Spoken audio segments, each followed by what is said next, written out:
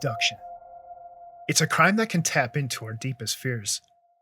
A chilling reminder that there are monsters out there who lurk in the shadows, waiting for an opportunity to strike on an unsuspecting victim. At this very moment, there is a predator out there whose mind does not operate within the bounds of conscience or fear. Someone who sees others only as objects and playthings, something they can take and control and ultimately dispose of, just to satisfy their twisted desires. It's this type of crime and behavior that lives in the mystery we cover in this episode. To understand it, we're going to travel back nearly 30 years to a quiet, unsuspecting town in the Midwest, where a well-known local news anchor vanished outside of her apartment building in the early morning hours of a regular workday. And despite the high profile of her case, her whereabouts remain a mystery. But now, after decades of silence, a potential lead has emerged, one that could finally unearth the truth and bring this nightmare to an end, and bring a monster to justice. Jodi Huisentruit. Her name resonates in the Midwest, particularly with the people of Mason City, Iowa. She wasn't just a local television personality. She was someone the community had come to know and love. But attached to her name are questions that continue to haunt those who knew her, loved her, and have closely followed her story, from the time she joined a local news station in Mason City to the day she vanished without a trace. But before we dive into this mystery of what happened to Jodi, let's first take a look at her life, who she was, and how she became a beloved figure in her small town before the fateful day she disappeared.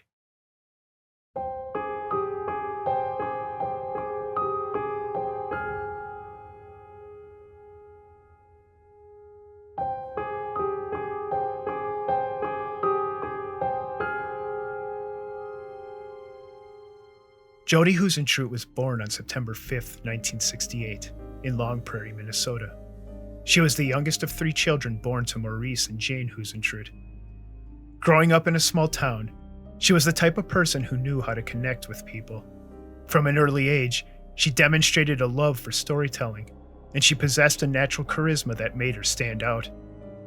She was also an accomplished golfer and was instrumental in her high school state tournament championships in 1985 and 86.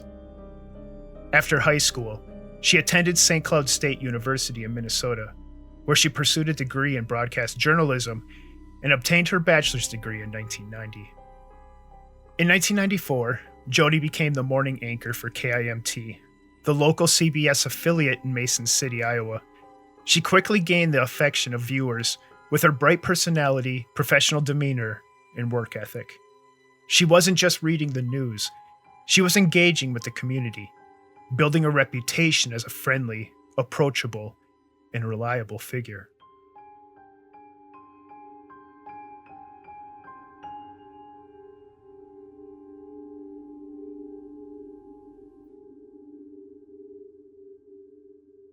Her on-air presence made her a trusted face in the homes of viewers every morning.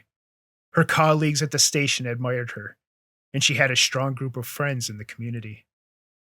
These are among the many reasons why no one could possibly imagine that this young woman would suddenly vanish, leaving a void that would forever affect the lives of her friends and family.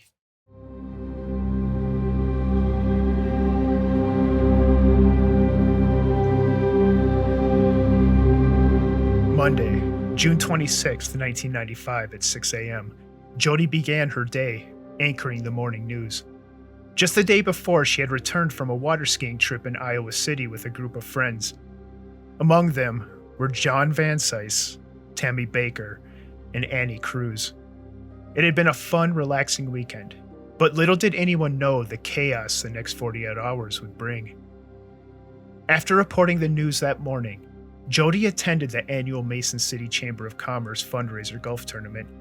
Her golf team played for a short while until rain cut the game short, but that didn't stop the group from socializing at the clubhouse afterward. Around mid-afternoon, Jodi went home to change for an awards dinner that would be held at the Mason City Country Club later that evening. two of her golf partners, would later tell investigators that during the dinner, Jodi mentioned she had been receiving annoying phone calls and was planning on changing her home phone number to avoid further harassment.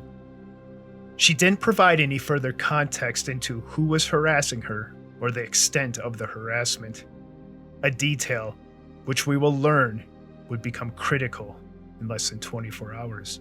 At 8 p.m., Jodi said her goodbyes to her team and news director, Doug Murbach, and headed home. But this is where things get a little murky. At 8:24 p.m., Jodi made a phone call to her friend Kelly Torgerson, who lived in Mississippi. She briefly spoke with Kelly's husband, who would later report that Jodi sounded cheerful and showed no signs of worry or concern. After that phone call, it's unclear where Jodi went or what she was doing for the next several hours. But John Van Cise, a much older friend of Jodi's, told police that she stopped by his home that evening to watch a video of a surprise 27th birthday party he had thrown for her earlier that month. After she left John's house, her actions are unknown.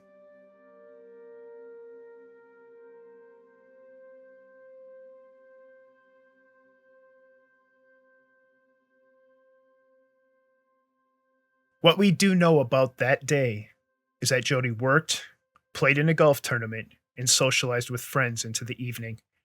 According to those who knew her, she seemed happy and carefree. But somewhere between saying goodbye to her coworkers and that late-night visit to Van Cise's house, something sinister was happening that no one knew. Because it's very likely that throughout that day, someone was watching Jodi's every move. In the early morning hours of Tuesday, June 27th, 1995, Jodi was scheduled to anchor the morning news broadcast. For that work, she would usually arrive at the station at 3 a.m. to prepare for the 6 a.m. show. So when 4 a.m. came and Jodi had not called or arrived, the morning news producer Amy Coons called Jodi's apartment. According to Amy, when Jodi answered the phone, she sounded like she had just been woken up from a deep sleep. When she became aware of the time, Jodi apologized, explaining that she had overslept and would be right in. And since her apartment was only a 5-minute drive to the station, Amy assumed everything would be fine. But when another hour passed and Jodi still had not arrived, Amy tried calling her again. This time, there was no answer. When Jodi still had not arrived at the station by 6, Amy had no choice but to anchor that morning's newscast herself. As she reported that morning's events, she had a strange feeling that something wasn't right. Because Jodi not coming into work was such a change from the norm, when the show ended at 7, Amy actually asked a coworker to call the police for a welfare check on Jodi. When officers arrived at Jodi's apartment complex shortly after they received the call, it didn't take long for them to realize something very sinister had happened there. Near Jodi's car, a red Mazda Miata, police discovered clear signs of a struggle. There were drag marks on the pavement, a bent car key, and Jodi's red high heels, her blow dryer, and earrings were all scattered on the ground. Police immediately requested backup and began conducting interviews with neighbors. To their surprise, several of them indicated that they had heard a scream at around 4:30 a.m., right around the time Jodi would have been leaving for work. Inexplicably, no one who heard it called the police to report it. A witness who lived up the street from Jodi would come forward to report that he had seen a light-colored van idling in the apartment parking lot as he drove to work that morning. A significant lead, but to date, that van has yet to be conclusively identified. Calling all units. Within hours, search teams were dispatched to comb the area, and the search quickly expanded. In the weeks and months that followed, the search for Jodi intensified. National television programs like America's Most Wanted and Unsolved Mysteries featured her case. Jodi's family even hired private investigators to assist in the effort to find her. But as everyone involved in the search efforts would discover, there were no good leads to follow, and no answers to be found.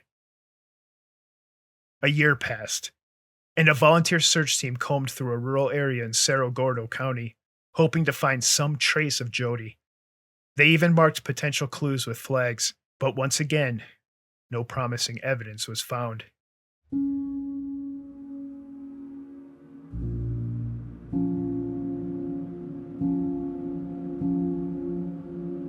In May of 2001, nearly 6 years after her disappearance, Jodi's family had her declared legally dead. A sad step that had to be taken due to the length of time she had been missing. In 2003, two TV journalists from Minnesota named Josh Benson and Gary Peterson created the website findjodi.com. To keep the case in the public eye, the website would serve as a clearinghouse for tips and updates on the case, helping to ensure that Jodi's story would not be forgotten. In 2005, to mark the 10th anniversary of her disappearance, Jodi's closest friends created Jodi's Network of Hope, a nonprofit dedicated to raising awareness about safety and supporting the search for missing people. Every year, they hold a golf tournament in Long Prairie, on or around June 5th, which was Jodi's birthday, to honor her and continue the fight for answers. In 2008, something very strange happened inside of this case that added a little bit of a twist. That's when copies of Jodi's personal journal were anonymously mailed to the Mason City Globe-Gazette, a local newspaper. The contents of her journal were highly personal, which upset and angered Jodi's family. Police dug in and investigated, only to discover that the wife of the former Mason City police chief had sent Jodi's journal to the paper. But to this day, no one knows why she did it or what, if anything, it meant for the case. Despite all the efforts, including a petition to declare June 27th as Jodi Huisentruit Day, the case began to slip from the public's memory. But recently, a renewed push to solve this mystery and new information has emerged that could provide the answers as to what happened to Jodi and who is responsible for taking her away.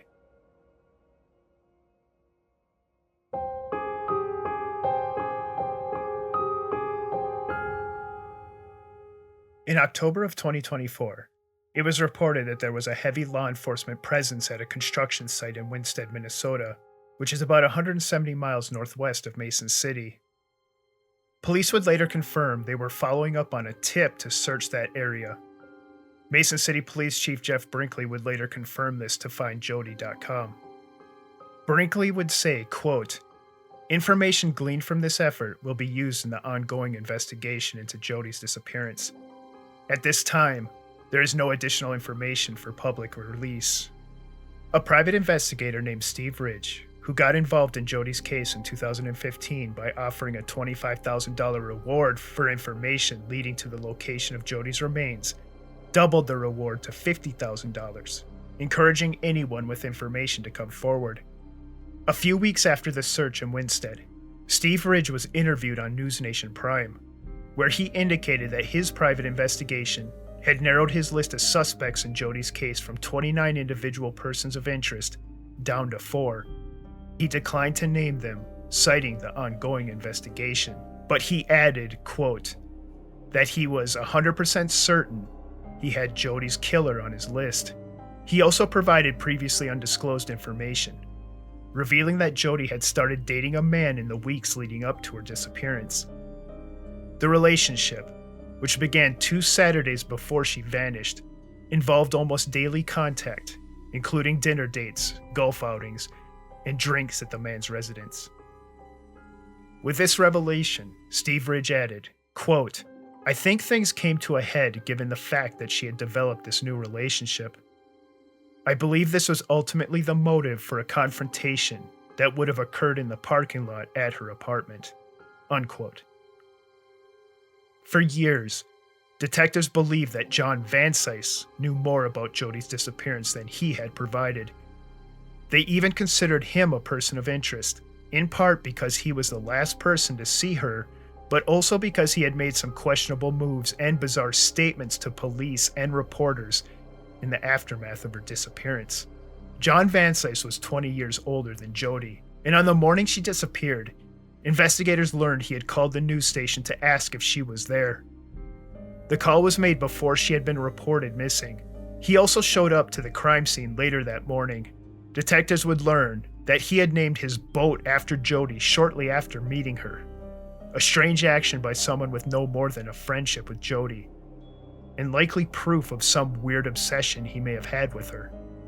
Court documents show that Mason City Police executed a search warrant in 2017 for GPS data on 2 cars linked to John Vansice. According to law enforcement, the records did not provide anything useful to the case. John Vansice eventually left Iowa, relocating to Phoenix, Arizona, where he reportedly died on December 6th of 2024 at age 78 of advanced Alzheimer's disease. However, due to privacy laws in Arizona, no one outside of his immediate family can confirm his death, despite all the suspicion on John. It should be noted that he always maintained his innocence. So if he has in fact passed away and was in any way involved in Jodi's disappearance, we will never know.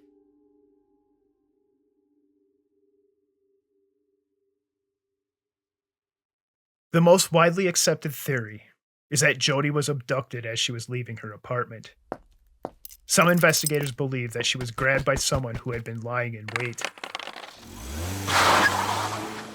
The struggle that was discovered near her car suggests that Jodi may have fought her attacker fiercely. Could it have been a random act, or was she specifically targeted? Some believe that Jodi may have known her abductor, as there was no sign of forced entry into her apartment. But there were signs that someone had been watching her movements. There were even reports that Jodi had made a comment to a coworker the week before her disappearance, suggesting she felt someone was following her. Another theory is that Jodi's abduction was a crime of opportunity. Someone who had been familiar with her schedule and knew she left for work early in the morning might have taken advantage of the opportunity to grab her. This could explain why the abductor didn't seem to have a personal connection with Jodi, but was simply acting on a chance to commit a crime.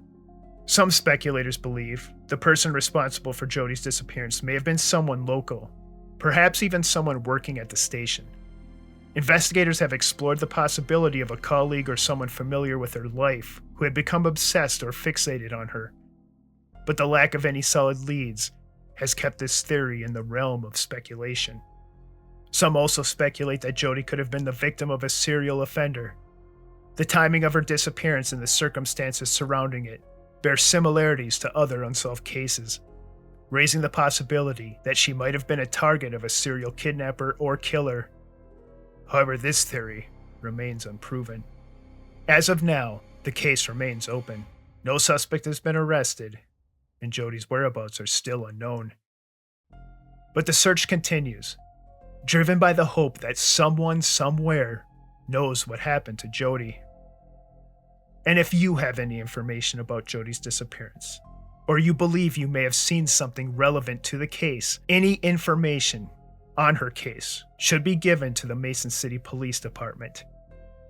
They can be reached at 641-421-3636. Her family, friends, and the community still hold on to the hope that one day the truth will come to light. Thank you for listening to this episode of They Disappeared. Stay tuned for the next case. And remember, sometimes the truth is just a mystery waiting to be solved.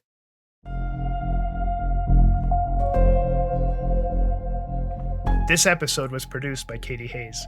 To hear more of her work, please visit her website, listed in the show notes. And don't forget to visit our new website, theydisappearedpodcast.com, where you can find links to cases and exclusive content. You'll also find the link in the show notes for this episode.